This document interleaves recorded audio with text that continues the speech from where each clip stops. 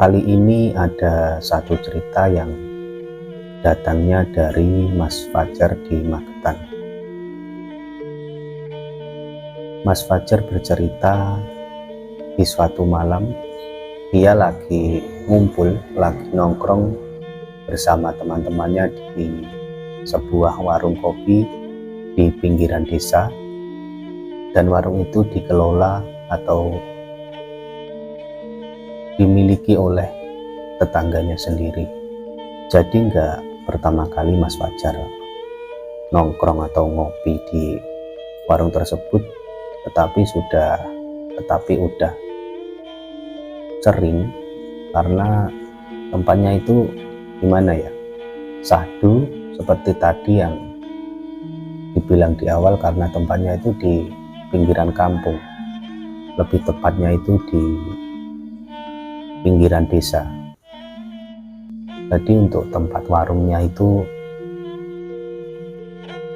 persis di tengah-tengah kebun, jadi jarak dari rumah warga itu sekitar 20 meter ke kiri dan 20 meter ke kanan dari rumah warga. Dan persis di tempat warung tersebut itu di depannya ada sebuah kebun, tapi hanya ada pohon kelapa yang lumayan besar. Jadi kalau siang itu rame, banyak anak-anak yang main bola dan yang lain lah. Jadi lumayan rame tempatnya. Tapi di agak belakang dari kebun yang ada pohon kelapanya itu, di sana ada kayak pohon-pohon pisang, pohon bambu yang lumayan lebat. Jadi karena tempatnya itu memang enak dan lumayan adem, sahdu, warung itu jadi spot favorit lah di kampungnya Mas Fajar. Semua pemuda-pemuda di kampung Mas Fajar itu udah pernah lah ngopi atau sekedar nongkrong di warung tersebut, karena ya tadi tempatnya itu enak. Tapi di sana nggak hanya jual kopi, jadi juga ada cemilan-cemilan yang lain seperti gorengan dan jajanan-jajanan kecil itu ada di sana, mie instan. Jadi ya lumayan lengkap lah. Kawan-kawan sendiri pasti juga udah tahu konsepnya dari warung-warung kubukan itu seperti apa. Sebelum lanjut ke cerita, Assalamualaikum warahmatullahi wabarakatuh. Balik lagi di channel Suka Horor, ngobrol horor yang nyatanya enggak horor-horor banget.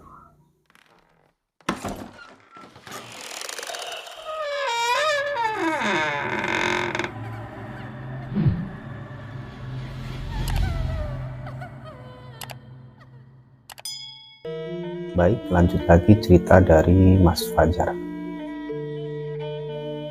Pada malam itu Mas Fajar nggak punya firasat apa-apa. Jadi niatnya dari rumah itu ya cuma pengen ngopi, pengen ngumpul-ngumpul sama teman-temannya. Jadi cerita ini sekitar tahun 2010. Pada waktu itu Mas Fajar sedang bekerja di sebuah perusahaan swasta di kotanya tersebut, dan cepat-cepatnya Mas Fajar itu pulang sore hari, dan telat-telatnya atau lama-lamanya itu sekitar jam 8 malam. Pada waktu itu sekitar jam 8 malam Mas Fajar baru pulang dari bekerja, dan niatnya ya mau ngopi itu tadi, tapi sama ibunya suruh makan dulu, Jar. Nje Bu, aku mau cari makan dulu aja di luar, ini yang di rumah buat nanti malam-malaman aja. Oh ya udah, nanti kalau keluar pulangnya nggak usah malam-malam ya. Soalnya besok kan kamu juga masih kerja lagi. Nggih Bu, sekitar setengah 9 malam Mas Fajar mulai bersih-bersih dan bersiap-siap mau berangkat ngopi tadi. Jadi setelah beberapa saat Mas Fajar berangkat, di sana ternyata udah ditunggu oleh 2 orang temannya, dan Mas Fajar setelah sampai ya langsung pesen kopi 1 Mas, karena tetangganya itu lebih tua jadi ya Mas Fajar itu manggilnya Mas. Mas, kopinya 1 ya. Oh iya. Jadi di sana udah ada 2 orang temannya yang udah datang. Kami biasanya nanti ada temannya lagi, dan jadi sekitar 9 orang lah kalau udah kumpul semua, 10 sama penjualnya itu tadi. Jadi penjualnya itu namanya Mas Nanang. Tak lama setelah itu Mas Fajar setelah memesan kopi, dia juga memesan mie instan, soalnya ya belum makan juga.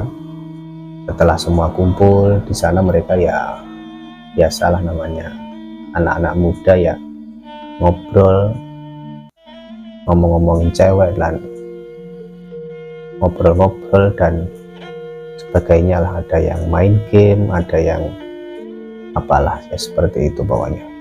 Setelah sekitar jam 9 malam, instan yang dipesan Mas Fajar pun habis. Tetapi di sana mereka dikagetkan dengan sebuah sosok di tengah jalan, yang tepatnya itu di kanan warung dari Mas Fajar dan teman-temannya itu sedang ngumpul-ngumpul itu. Jadi di sana ada sebuah jalan yang diterangi oleh lampu kecil yang dibuat warga. Jadi lampunya itu cuma lampu yang atasnya itu dikasih piring lah biar nggak kena hujan, jadi ya nggak sebegitu terang. Di sana ada 2 sosok besar dan yang satu kecil. Jar, itu apa Jar? Kok kayak ada 2 orang yang sedang menuju ke sini? Ya mungkin warga sinilah mau ngopi ke sini. Oh ya mungkin iya ya. Setelah itu Mas Fajar dan teman-temannya lanjut ngobrol-ngobrol seperti biasa. Tapi lama-kelamaan itu 2 orang yang atau 2 sosok yang dari sebelah kanan jalan tadi itu nggak kunjung-kunjung datang. Salah satu dari temannya Mas Fajar itu tanya, itu loh orang dari tadi jalan yang jaraknya kan nggak lumayan jauh dari sini kok nggak sampai-sampai. Kan jadi penasaran kan Mas Fajar dan teman-temannya. Iyo melakukan mau ndak toko-toko yo. Nah salah satu dari temannya Mas Fajar itu kan penasaran. Dia keluar dari warung dan sempat jongkok di tengah jalan itu untuk memastikan siapa yang ada di tengah jalan itu, yang dari tadi kok kalau mau kesini kok nggak sampai-sampai. Kan jalannya juga deket, nggak jauh dari warung. Setelah diamat-amati, ternyata 2 sosok itu nggak jalan, cuma berdiri di tengah jalan. Yang lama-kelamaan diperhatikan sama temannya Mas Fajar itu, satu sosok dewasa dan satu sosok anak kecil. Jadi kayak bapak dan anak lah. Tapi nggak tahu kenapa kok orang itu nggak jalan, cuma berdiri di tengah jalan itu kenapa gitu loh. Lalu setelah itu temannya Mas Fajar balik ke tempat mereka ngumpul dan Mas Fajar bertanya, piye? Nyapa wong kae mang kok ora teko-teko kek sapa? Ora roh aku. Wong ora mlaku lho wong kur ngadeg jejer tok ning tengah dalan mbok nyapa. Setelah itu Mas Nanang itu kan selaku orang yang paling tua kan di situ. Jadi Mas Nanang itu seperti wis ora usah kok urusi, wis bene arep ngopi bro rene golek ora wis bene. Setelah itu ya mereka dengan rasa penasaran dan mulai curiga, kayak uang bodoh jane lah, uang kok randang rene tapi lah mau kudu uang kok ya nyapu neng kono ya Mas Nanang yo. Nah pas ditengok Mas Nanang ternyata nggak ada. Mungkin Mas Nanang sedang di belakang sedang bersih-bersih tempat-tempat minum yang sedang kotor.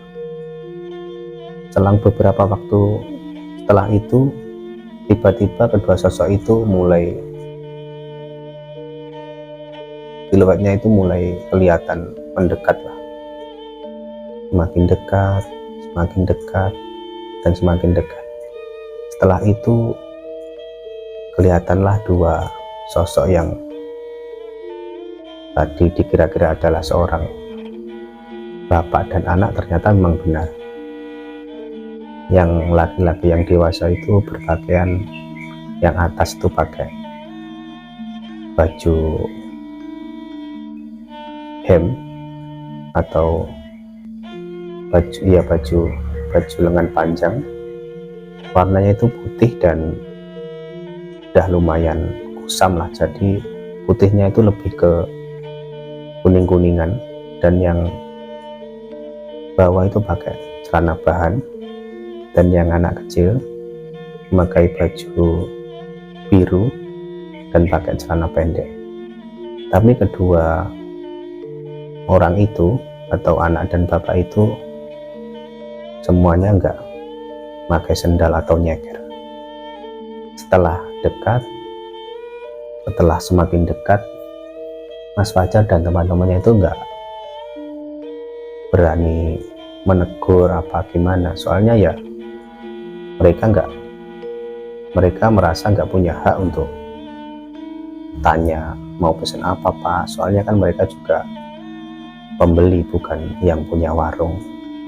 Setelah sampai di depan warung, kedua orang itu nggak langsung masuk, tapi hanya berdiri di depan warung dan nggak nyapa, Mas, apa udah lama Mas? Biasanya kalau di kampung kan warganya kan lebih ke sopan santunnya itu kan seperti itu, saling menyapa gitu. Jadi ya sampai di depan itu cuma diam selama beberapa menit lah. Di situ Mas Fajar dan teman-temannya udah mulai sedak penak hawane pokoknya. Udah mulai curiga, udah mulai was-was lah. Tapi nggak sampai diutarakan tuh, nggak cuma semua teman-teman Mas Fajar dan Mas Fajar itu udah mulai takut, udah mulai merinding. Tapi ya sosok itu jelas. Setelah beberapa saat mereka berdiam di depan warung, mereka masuk ke dalam warung. Jadi setelah masuk itu Mas Fajar dan teman-temannya itu nggak ada yang berani ngomong, cuma diem sama ngelihat pun nggak berani, cuma agak nunduk gitu aja. Kedua orang itu masuk dan ngomong, Mas nyuwun kopi. Mas Fajar dari belakang langsung menyaut, oh nggih Pak, mau kopi manis nopo boten, kopi pahit. Udah seperti itu aja percakapan mereka. Setelah itu Mas Fajar dan kawan-kawannya mulai berbisik-bisik kok aneh ya wong loro iki, koyo ndak umume wong. Sambil sesekali itu mereka menggerak-gerakkan kakinya, kode buat keanehan yang ada di sana.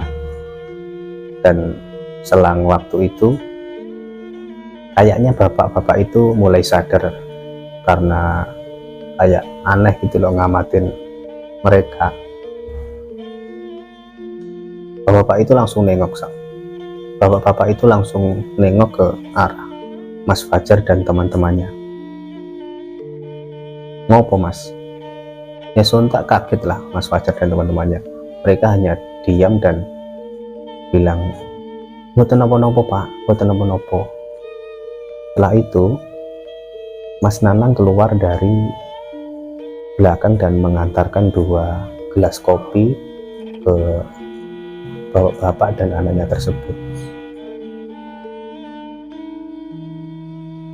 Secara mengejutkan, bapaknya itu langsung meneguk kopinya dengan 1 kali teguk, langsung habis. Begitupun anaknya juga seperti itu. Tapi keanehan nggak hanya itu aja. Setelah mereka masuk, Mas Fajar dan kawan-kawannya itu mencium bau busuk yang menyengat sekali. Setelah diamat-amati, kedua orang itu kakinya itu kan nggak pakai sendal, jadi kelihatan kalau kedua orang itu kukunya itu nggak ada, kayak udah busuk gitu loh. Kayaknya bau itu dari kakinya 2 orang tersebut. Setelah itu kedua orang itu langsung pamit, "Matur suwun nggih Mas." Dari arah belakang Mas Nanang menjawab, "Nggih Pak, sami-sami." Setelah itu mereka berdua, bapak dan anak itu, berbalik, lebih tepatnya itu berbalik badan, dan mereka melangkah keluar dari warung itu. Tapi anehnya mereka nggak melanjutkan perjalanan ke sana, tapi malah menuju ke arah kebun depan warung tersebut. Semakin lama semakin masuk, semakin dalam dan tidak terlihat lagi oleh mereka. Setelah itu Mas Fajar dan teman-temannya mulai berbisik-bisik, "Ora lho, wong loro wae lho, ora mlaku rono kok malah mlebu ning Tegalan iki arep ngopo ya ini? Jane wong bodho to." Kayaknya anti Mas Nanang mang. Mas, aja ndelik nang mburi rene yo. Piye? Kae mangke opo? Opo piye? Di situ Mas Nanang mulai terlihat aneh, kayaknya Mas Nanang itu menyembunyikan sesuatu yang mereka tidak ketahui. Wis to Mas, bares-baresane saiki. Apa to kae mang? Saurunge tak critani awakmu kabeh. Engko aja kapok ya ngopi ning kene. Iya ya Mas, wis nang cerita. Jadi ceritanya ngene. Sekitar 3 hari yang lalu mereka itu udah pernah datang ke sini. Tapi enggak sesore ini. Biasanya setelah kalian pada pulang, terus kedua orang itu datang ke sini dan seperti tadi, nyuwun kopine Mas, ngoten. Tapi ku uang bodo to Mas, kayane sih udu. Lah iya, lek uang kok nyapo ora mlaku rono kok malah mlebu ning jero tegalan ngar nyapo. Ya wis ora usah kok urusi, iki wis kena-kena utuh wong, dadi wis jarno wae. Kata Mas Nanang, salah satu teman dari Mas Fajar, sebut saja namanya Mas Ilham. Aku arep ndelok ning jero kebon kono Mas, rasah neko-neko. Wis to ning kene ae, ngopi-ngopi ning kene rasane nanti. Tapi aku penasaran Mas, aku pengen ndelok rono, lek terah wong ya berarti ning kono ya enek, lek mau utuh wong berarti ya ning kono ra enek. Di situ Mas Nanang mulai khawatir karena Mas Ilham itu di sana ngotot mau nengokin ke kebun tersebut. Wis to Ham, ora sah neko-neko, wakmu iki dong padha rapi, dadi wis to ning kene ae, iki wis kena-kena utuh wong. Ora Mas, aku pokoke arep ndelok rono, iki sapa sing gelem melu aku yo delok rono. Nah di situ ada beberapa orang dari mereka ingin menemani Mas Ilham. Setelah beberapa saat mereka mau pergi ke kebun tersebut, Mas Nanang tetap mengingatkan mereka, wis Ham ora sah rono, ora sah neko-neko, golek amane ngono lho. Dan Mas Ilham tetap ngotot, lalu mereka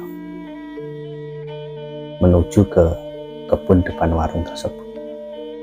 Setelah itu Mas Ilham dan kedua temannya itu langsung masuk ke dalam kebun itu memang gak ada pagernya, soalnya ya sering buat main anak-anak kalau siang dan sore hari, jadi pagernya itu di kanan kirinya itu jadi seperti pintu masuklah ke dalam kebun. Semakin lama semakin jauh Mas Ilham dan kedua temannya itu semakin gak kelihatan. Sampainya di dalam kebun, Mas Ilham di sana melihat sebuah cahaya yang enggak begitu terang, seperti cahaya obor kecil atau lampu minyak. Cahayanya remang-remang dan di situ ada kedua orang, yaitu bapak dan anaknya tersebut sedang duduk jongkok saling berhadapan-hadapan. Di sana Mas Ilham melihat dan berkata, saurungnya dhewe kentean tenaga, mending ade balik. Setelah itu mereka mulai mundur, jadi mereka itu berjalan gak berbalik arah tapi langsung mundur. Setelah beberapa langkah mereka langsung lari ke warung itu tadi. Di sana Mas Nanang bertanya, awakmu cetukan ra? Parah Mas, parah iki bisa. Parah piye? Jadi di sana aku ngelihat kedua orang itu, bapak dan anak itu duduk jongkok saling berhadapan-hadapan dan bapaknya itu menculek mata anaknya dan anaknya itu menculek mata bapaknya sampai bolong. Wis gawat iki, gawat. Tak omongi ora sah neko-neko. Lah kene iki piye jajal? Wis saiki ayo tutup. Aku wis gah ngambil resiko lek tak terus tak buka iki nggo. Setelah itu Mas Nanang dibantu oleh anak-anak tersebut mulai mengemasi barang dagangan yang ada di warung itu. Setelah beberapa saat, salah satu teman dari Mas Fajar itu melihat dari kejauhan samar-samar kedua sosok bapak dan anak itu mulai keluar dari arah kebun depan warung tersebut. Mas Nanang, ayo gendong mas. Setelah itu karena terburu-buru, Mas Nanang menutup warungnya secara asal-asalan dan mereka langsung meninggalkan warung tersebut dengan sepeda motor masing-masing. Setelah sampai di salah satu rumah dari teman Mas Fajar itu, Mas Fajar tanya pada Mas Nanang, Mas, sampean baru kali ini melihat seperti itu?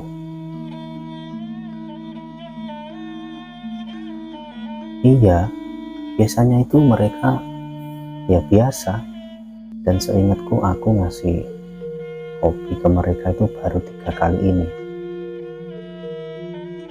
Dan pas waktu aku ngasih itu, mereka wajahnya biasa aja, cuma agak nunduk. Aku nggak terlalu berani menatap lama-lama, tapi nggak tahu kenapa hari ini kok mereka nunjukin seperti itu. Kalau kayak gitu gawat juga ya mas, kata Mas Fajar. Makanya kenapa kok malam ini seperti ini? Terus besok gimana mas? Sampean buka nggak? Ya mau gimana lagi, ya besok tetap buka lah.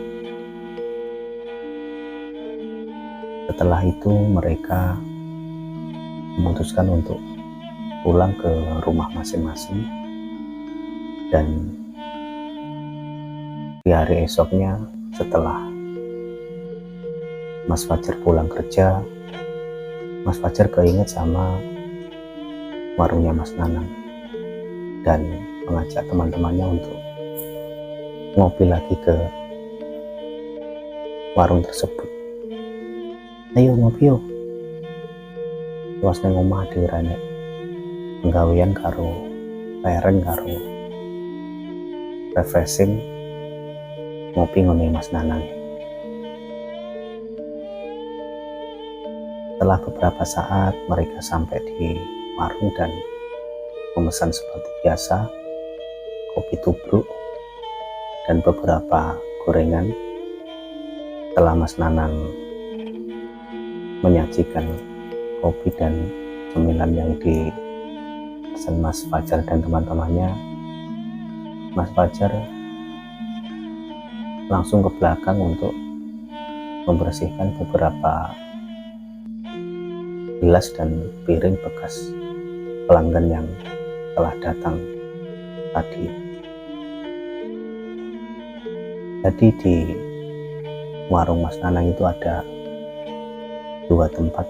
Di depan itu teras buat nongkrong anak-anak dan pengunjung, dan di belakang itu semacam dapur, tapi di sana ada sepetak ruangan buat istirahat Mas Nanang di siang hari, seperti kamar. Setelah beberapa waktu berlalu, Mas Fajar dan teman-temannya mulai ngobrol seperti biasa, seakan nggak mengingat kejadian di malam kemarin. Dan tiba-tiba dari arah belakang warung, Mas Nanang itu lari seperti dikejar setan, lari sejadi-jadinya. Secara spontan Mas Fajar dan teman-temannya karena kaget dan refleks mereka itu lari dan menaiki motor mereka mengejar Mas Fajar yang udah lari di depan mereka. Setelah sampai di salah satu rumah di dekat warung itu, Mas Fajar bertanya, ada apa mas? Kenapa kok lari? Jadi kan aku lagi ngitung uang di belakang buat belanja besok. Di situ di belakang kan ada sebuah meja. Waktu aku ngitung, kakiku itu kayak ada yang menoel-noel gitu loh. Kukuku ditarik-tarik. Tak kira ya tikus, tak tendang gini, balik lagi. Setelah tak lihat, ternyata di kolong meja itu ada bapak dan anak itu yang kemarin itu yang motonya bolong. Kalau gitu gawat juga ya mas. Nah, makanya kalau kayak gini gimana aku bisa jualan kalau terus digangguin seperti ini? Terus warungnya gimana mas? Udah biarin aja, nggak ada apa-apa juga yang mau dicuri kalau ada yang mau nyuri. Kayaknya besok aku mau tutup dulu deh. Dan benar aja, setelah besok harinya Mas Nanang bener warungnya tutup sekitar 1 bulan. Setelah itu ya setelah 1 bulan Mas Nanang tutup, dan pada waktu Mas Nanang tutup 1 bulan itu, Mas Nanang mulai menyelidiki tentang apa yang sedang terjadi di warung tersebut. Dan setelah Mas Nanang tutup 1 bulan, akhirnya Mas Nanang buka dan Mas Fajar sama teman-temannya mulai ngopi lagi di warungnya Mas Nanang. Setelah itu ya udah nggak ada lagi penampakan seperti itu. Lama-kelamaan karena kesibukan, Mas Fajar mulai jarang main ke warungnya Mas Nanang, dan sesekali Mas Nanang kesana dan tanya, "Mas, piye saiki? Saya enek ora sing kae? Wong loro kae. Aman jar saiki?" Alhamdulillah. Oh ya wis, berarti aman Mas.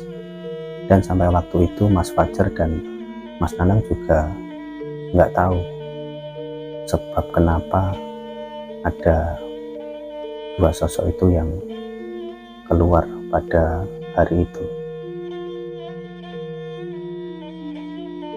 Tapi sekarang Mas Nanang juga udah ada temannya atau rewangnya, jadi ya lebih berani lah. Tutupnya juga lebih malam sekarang. Jadi cukup sekian cerita dari Mas Fajar di Magetan. Terima kasih, dan semoga saya sampaikan bisa diterima, dan jika ada beberapa salah kata, saya mohon maaf yang sebesar-besarnya.